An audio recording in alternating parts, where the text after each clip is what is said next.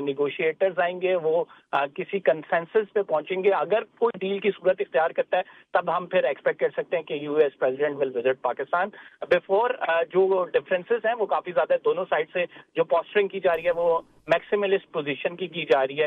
لیکن let's hope for the best. We are optimistic. We are the only negotiator in this whole conflict. تو ہم یہ expect کرتے ہیں کہ اس میں بھی پازیٹیو آؤٹ کم نکلے گی. اچھا قمر، اس حوالے سے بتائیں گے کہ کیا جو پہلے وفد کا حصہ تھے اسٹیو وٹکوف، جیریڈ کوشنر، اور کیا سمجھتے ہیں کہ وہی دوبارہ جو ہے اس مذاکرات میں شرکت کریں گے یا کوئی دیگر جو افراد جو ہیں وہ شامل ہو سکتے ہیں؟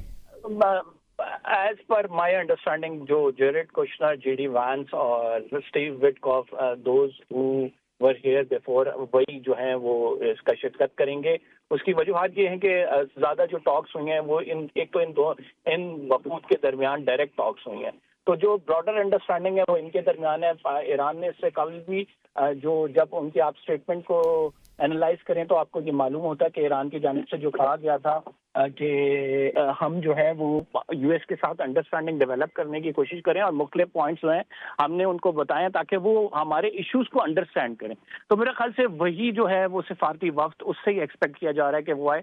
Might be possible there are little changes. لیکن اسٹیو وٹکوف آپ کو پتا ہے کہ جنیوا میں بھی جو ٹاکس ہوئے تھے اس سے قبل اس میں بھی موجود تھے وہ. اور جو قمر ساتھ ہی رہے گا. عمر دراز گوندل میں جوائن کیا ہے. عمر کیا کہیں گے؟ ایران کے ساتھ مذاکرات کے لیے ہمارے نمائندے کل اسلام آباد آ رہے ہیں. ابھی حالیہ بیان دیا ہے صدر ٹرمپ نے. کیا کہیں گے اس حوالے سے؟ جی یہ اس لحاظ سے بڑی پازیٹیو ڈیولپمنٹس ہیں کیونکہ آپ نے دیکھا کہ کل باقر غالباف کی طرف سے کہا گیا تھا یا ایران کے جو دیگر حکام تھے وہ یہ بات کر رہے تھے کہ شاید بات چیت اس طرح سے کنٹینیو نہ ہو پائے. پھر کل جب اسٹریٹ آف ہرمز کو بند کرنے کی بات آئی تو یہ بھی ایک ایسا فیکٹر سامنے آیا کہ شاید دونوں طرف سے چیزیں حل نہیں ہو رہی اور اب شاید نیگوسیشن دوبارہ ڈی ٹریک ہو جائیں. لیکن اب ٹرمپ کے اعلان کے ساتھ اس بات کا کبھی امکان ہے کہ مذاکرات آگے بڑھ رہے ہیں اور دونوں فریقین جو ہیں وہ پبلکلی جو بھی بات کر رہے ہیں لیکن بیک ڈور ڈپلومیسی جو ہے وہ کام کر رہی ہے. اور اس میں دوسری بات جو امپورٹنٹ یہ ہے کہ اسلام آباد کے اوپر جو ان کا اعتماد ہے وہ برقرار ہے. اور جو RBC سے 3 دن کا وزٹ کیا جس کے متعلق کل ہی ایران کی جو سپریم نیشنل سیکورٹی کونسل نے یہ بیان دیا تھا کہ وہ ان تجاویز کا جائزہ لے رہے ہیں. اس کا مطلب ہے کہ پاکستان کا جو رول ہے اس کو دونوں فریقین نہ صرف تسلیم کر رہے ہیں اور اس کے اکارڈنگلی چیزیں جو ہیں وہ آگے بڑھ رہی ہیں. تو اگر اسلام آباد کے اندر کل مذاکرات کے حوالے سے جو ان کا کل شام ہمارے نمائندے وہاں پر ہوں گے تو اب دیکھنا یہ ہے کہ اس پہ کل آتا کون ہے.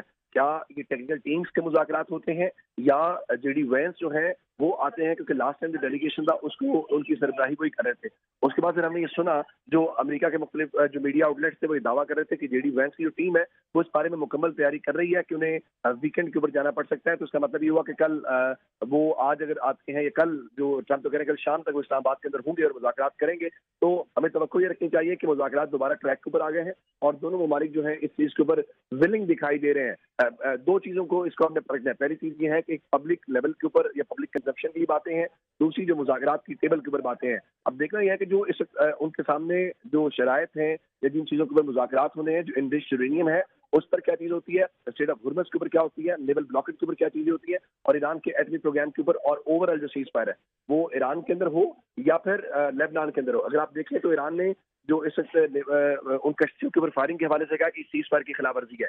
یہی الزام جو ہے وہ ایران بھی لگا رہا ہے کہ لیبنان کے اندر آج بھی اور کل بھی ہم نے دیکھا کہ اسرائیل کی جانب سے شیلنگ ہوئی ہے. جس کا مطلب ہے دونوں اطراف کا یہ موقف یہ ہے کہ اس سیز فائر کی خلاف ورزی دونوں اطراف سے کہیں نہ کہیں ہو رہی ہے اور اس کے ساتھ آپ یوں کہیے کہ پریشر بھی بڑھایا جا رہا ہے, اس کے ساتھ بات بھی کی جا رہی ہے اور اسلام آباد کے لیے بہت اچھا ہے. اگر کل ایک بار پھر امریکی نمائندے اسلام آباد پہنچ رہے ہیں تو پاکستان ظاہر ہے کل ایک بار پھر انٹرنیشنل خبروں میں ہوگا, دنیا ہماری طرف دیکھ رہی ہوگی اور ہماری سب سے بڑی کامیابی یہ ہے کہ کچھ نہ کچھ انڈرسٹینڈنگ ہو. اطلاعات یہ ہے کہ ابتدائی طور پہ فریم ورک کے اوپر بات کی جائے گی.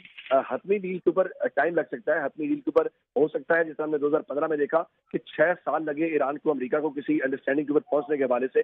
اب آتے ہیں تو ابتدائی طور پہ فریم ورک کے اوپر ڈیسائیڈ ہو جانا کہ کن موضوعات کے اوپر بات ہوگی, کس طریقہ کار کے تحت ہوگی اور کیا ایجنڈ اچیو کرنا ہے. یہ امپورٹنٹ ہے. اگر یہ ہو گیا تو میرا خیال یہ ہے کہ یہ بھی ایک بڑی کامیابی ہوگی.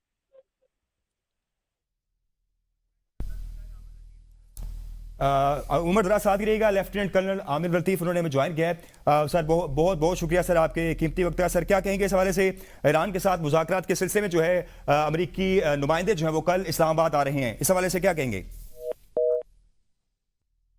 غالباً ان کے ساتھ رابطہ منقطع ہو گیا. جی عمر ذرا کنٹینیو کیجیے گا.